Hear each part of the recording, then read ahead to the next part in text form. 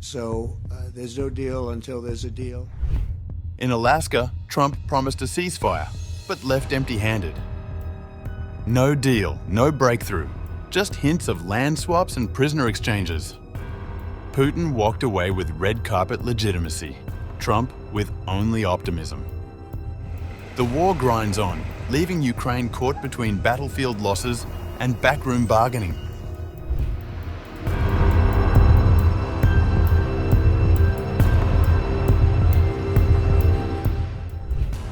President Donald Trump's highly anticipated summit with Russian President Vladimir Putin in Alaska ended without the ceasefire he had promised, leaving the American leader visibly deflated as he departed without taking questions from reporters.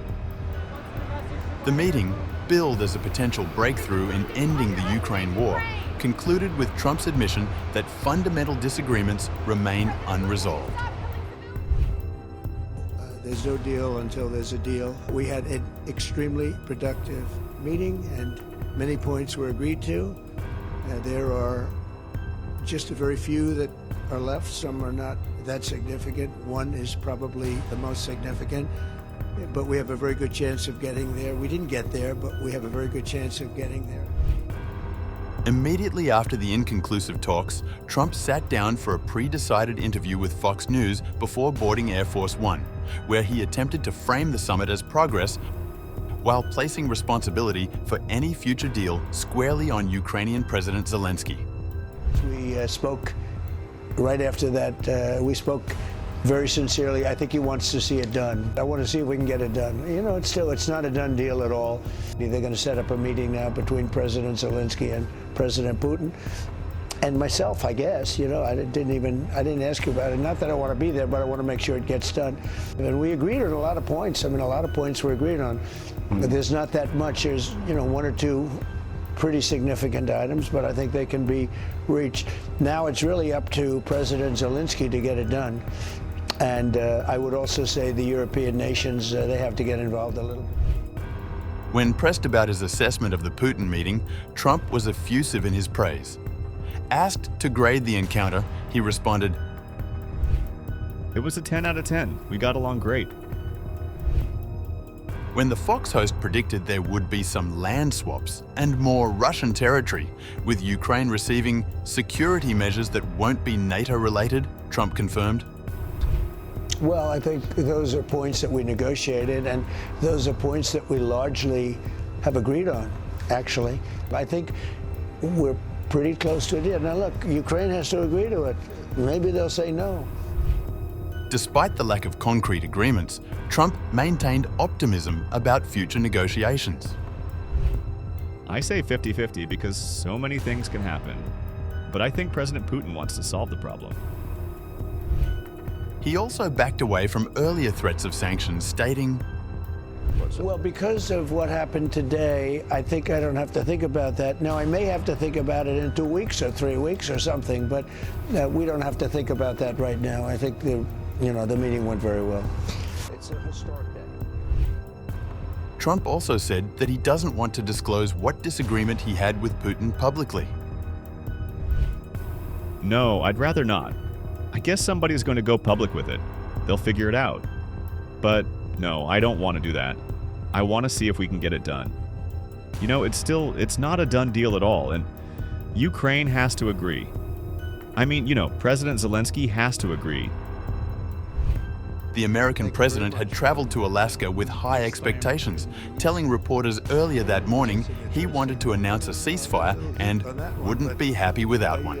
Those hopes were dashed as the summit concluded with neither leader taking questions from the hundreds of gathered journalists, marking an unusually brief event by Trump standards.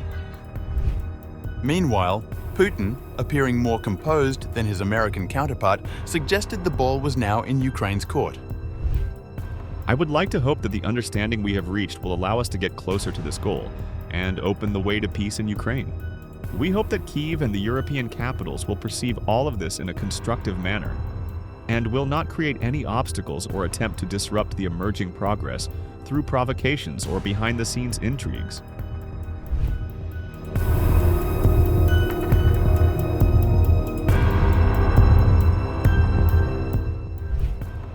The summit's outcome drew sharply divided responses from American lawmakers and international observers, with many viewing Putin as the clear winner despite the absence of substantive agreements. Senate Minority Leader Chuck Schumer delivered a scathing assessment of Trump's approach. Today, Donald Trump rolled out the red carpet for authoritarian thug Vladimir Putin.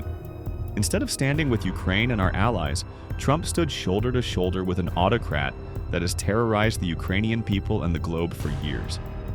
While we wait for critical details of what was discussed, on first take it appears Trump handed Putin legitimacy, a global stage, zero accountability, and got nothing in return. Our fear is that this wasn't diplomacy, it was just theater. Republican lawmakers offered more measured support, with Alaska Senator Lisa Murkowski expressing cautious optimism while emphasizing Ukraine's role in any future agreements. While the press conference offered few details about their meeting, I'm cautiously optimistic about the signals that some level of progress was made. It was also encouraging to hear both presidents reference future meetings, which I hope will include Ukraine. Ukraine must be part of any negotiated settlement and must freely agree to its terms as we seek an end to the violent, unlawful war being waged against it. Former US Ambassador to NATO, Douglas Lute, provided perhaps the most pointed analysis of the summit's outcomes. Putin comes away with the end of international isolation. He's seen as a big man on the big stage with the US president. Warm welcome, red carpet, riding Trump's car. In return, what did Trump get? Zero. We accomplished very little. We are no closer. In fact, we may be further away from a peace settlement in Ukraine than we were at the beginning of the day. Experts suggested that while Ukraine avoided immediate concessions made without their input, Putin secured significant diplomatic victories. The imagery of a red carpet welcome and presidential treatment represented an extraordinary form of reputational rehabilitation for an alleged war criminal. As Trump's Air Force One departed Alaska after just 6 hours on the ground, Putin's parting words to reporters carried particular significance. When Trump mentioned "probably see you again very soon," Putin responded in English. Next time in Moscow. Oh, that's an interesting one. I don't know. I'll get a little heat on that one, but I could see it possibly happening. The summit's conclusion leaves the Ukraine conflict at an uncertain crossroads, with Trump's promises of quick resolution tempered by the complex realities of ending a war that has claimed hundreds of thousands of lives. As both leaders return to their respective capitals, the world watches to see whether this Alaska meeting represents the beginning of serious peace negotiations, or merely another chapter in the prolonged diplomatic efforts to end Europe's bloodiest conflict since World War II.